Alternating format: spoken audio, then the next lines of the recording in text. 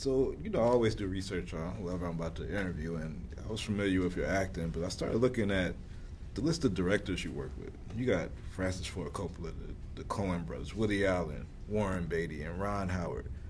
So, I mean, 1+1 got to equal. Like, there must be something great about working with you that allows all these great directors to have you be a major part or a lead in their films. Like, can you tell me about your relationship with directors, or how do you initiate your bond with the director? Yeah, well, to me, it's always, that's the most important thing, I think, by far. You know, I think the director really is the author of the movie.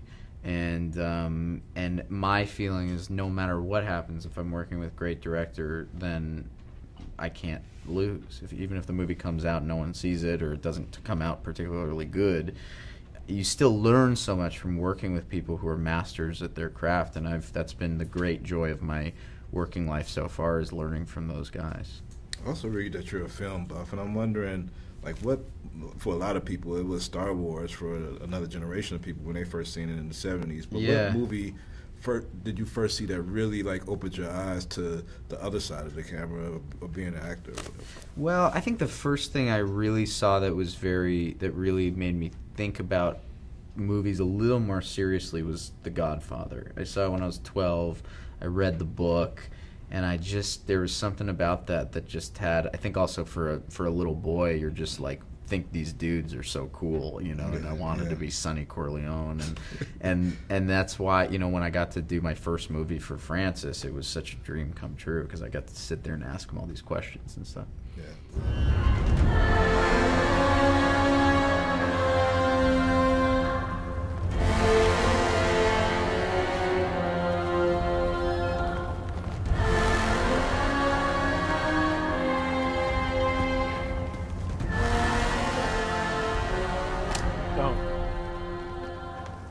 Must have known you'd see me again. I was counting on it. Just didn't plan on it being so soon. Of course, now you've got a problem. Big problem. You happen to notice that freighter down there? You know what's on it? About 30 hired guns. All I gotta do is give them the signal, you're surrounded.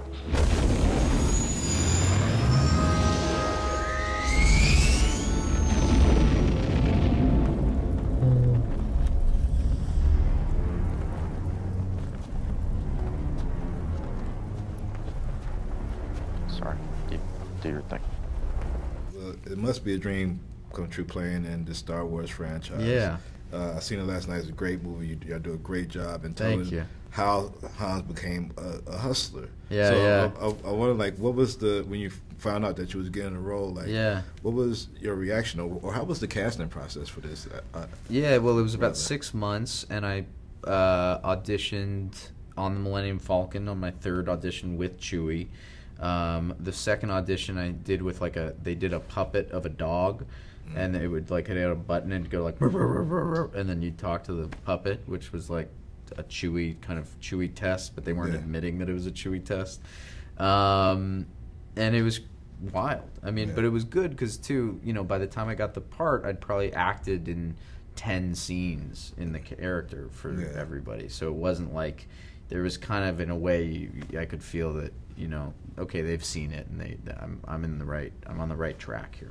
Well, Star Wars has been a lot for a whole bunch of generations, and you're going to keep that going with this story. It's a great job. Thank you very much. Nice to meet you. Nice to meet you.